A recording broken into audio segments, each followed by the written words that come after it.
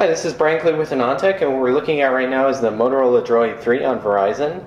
So before we go into details about software and the SoC and that stuff, let's just take a look at the actual hardware on the outside, sort of a superficial look. So first of all, this has a 4-inch QHD RGBW display. So of course that means it's got pentile with a fourth white subpixel as opposed to your normal RGB stripe. Up at the top we have the VGA front-facing camera. And of course you can see a notification LED next to it, and then your ambient light sensor, proximity sensor, and of course the earpiece. And at the bottom we still have the normal capacitive buttons, which are in the same order as they were on the Droid 2, so that's really nice to see. The Droid 3 still continues the lip at the bottom, so the Motorola Droid 1 was sort of a little bit interesting with its lip, which I guess sort of mimicked the actual old G1. And so it's still here. On the Droid 2 it was like one flat piece. Now there's still two discrete levels. You can see the microphone right there is sort of in between them. So over on this side you can see immediately what's different, and what's gone is the actual shutter button. So there's no shutter button anymore. Instead you have the volume button and then just nothing at the side here. So that's not too surprising, considering that we saw it go away on the Droid X2. But it's still something that I think users will miss, coming from the other Motorola Droids.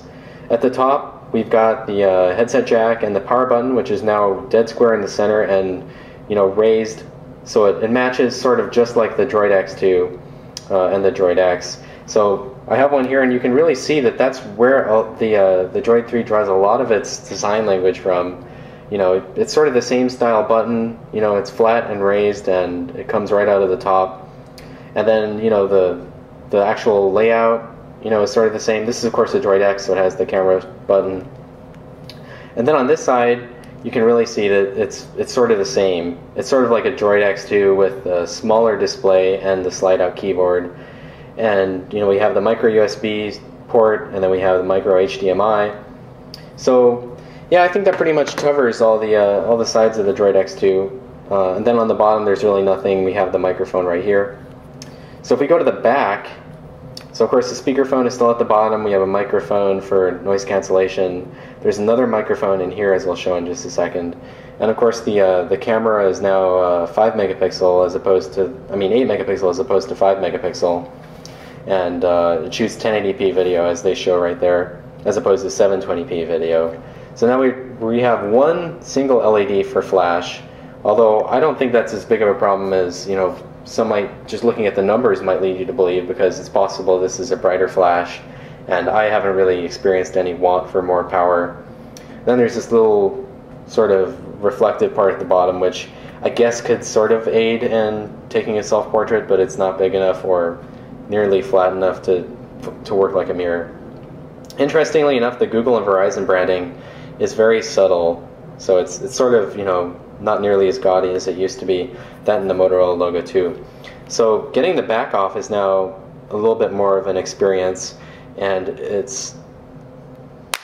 you just jam your thumb in there and then yank off, and then that's it. So now when you take the back off, we can see that of course the Motorola Droid 3 is a global phone, so we have a SIM card right there, and by default it doesn't come with a micro SD card. So Verizon now, or I guess Motorola now, wants you to use the 16 gigabytes of internal storage, and then if you have an SD card, you can stick one in. But I guess 16 gigabytes is plenty enough. So of course this will take up to the 32 gigabyte SDHC standard. And then down here we've got some pogo pins, which probably made up to the inductive charging dock, or inductive charging back, which I don't have, but I'm sure it will be an accessory if it isn't already. And then of course the battery, which is right here, is different from the Motorola Droid 2. So it's a different model. This is BF5X, and it's also a larger capacity. So if you come around to the back, this is 1540 milliamp hours, of course 5.7 watt hours.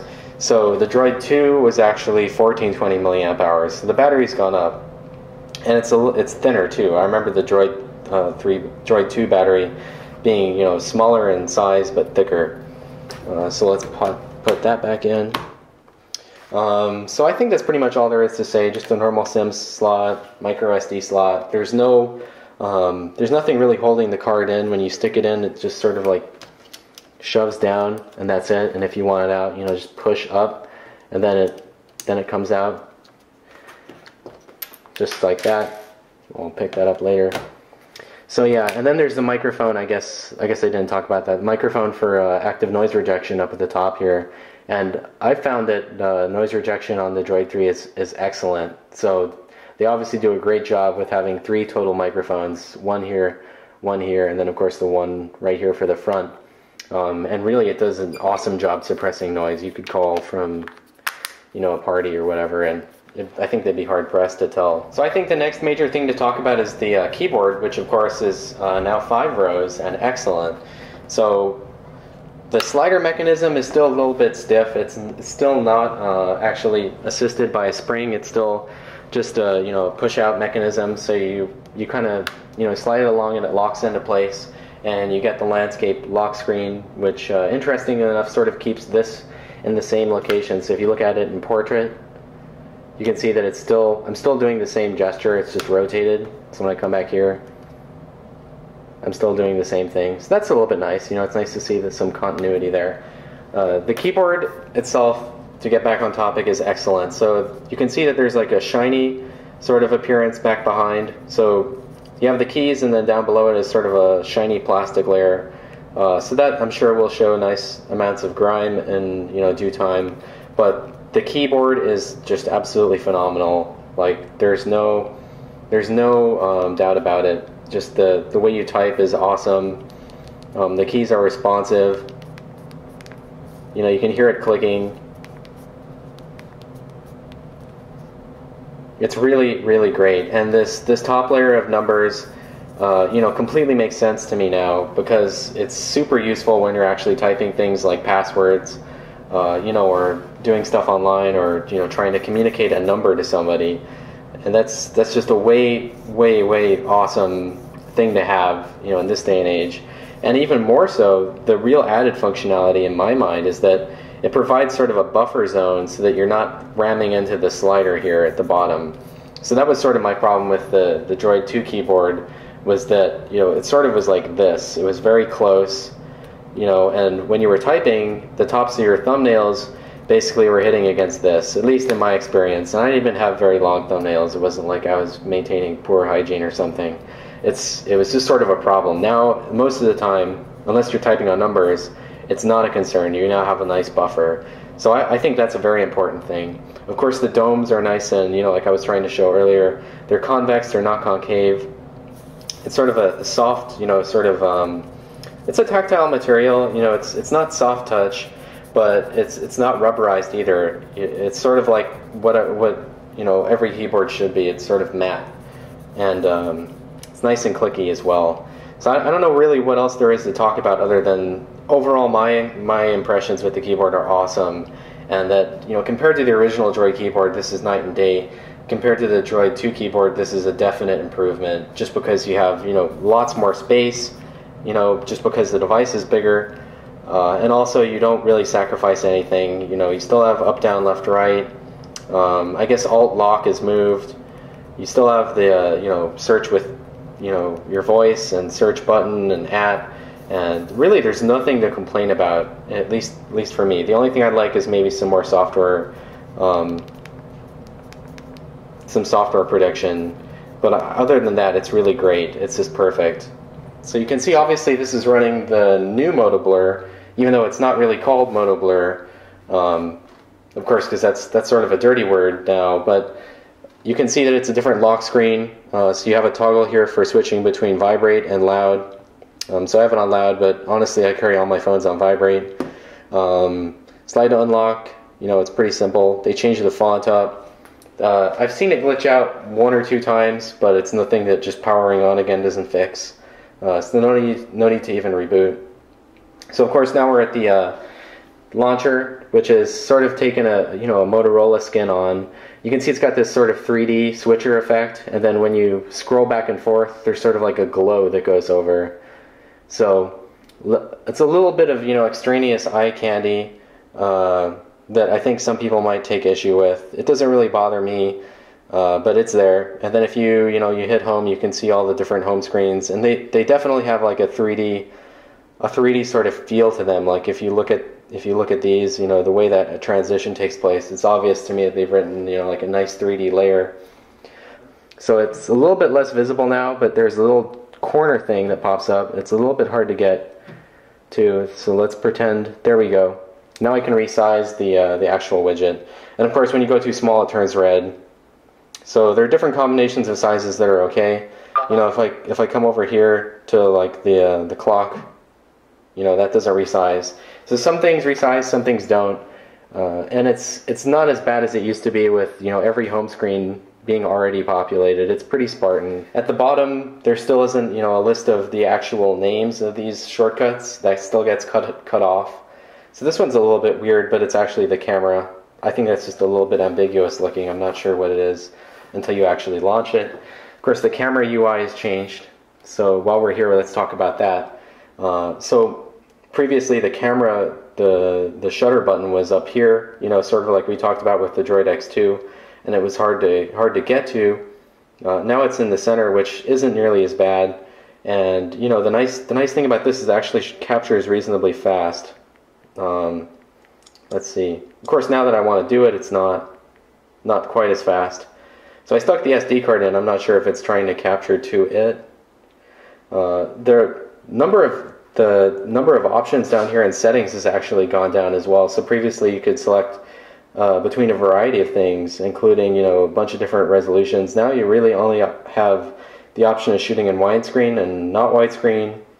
So of course in widescreen mode it sort of crops it to 16:9 aspect ratio, which is what QHD is, but you lose resolution. If you leave it in 4:3, you're actually getting the actual sensor size. And you can change video resolution from 720p, which is what I believe is default, up to 1080p. Which is probably how you should have it, unless you're concerned about storage. And then there's geotagging, and of course you can turn off the shutter tone. Oh, so I took the SD card out, that's right, yeah. So I mean, earlier I was impressed with actual capture speed, so now it's going reasonably fast. That's pretty impressive, that's not bad. It's not nearly as slow as sort of the other paradigm, which is you take a picture and then you immediately go to like a 3-second preview, where it writes the buffer out. Now, if we go into the launcher, you can see probably the next Motorola customization is right here with this launcher that doesn't go up and down now, it goes left and right.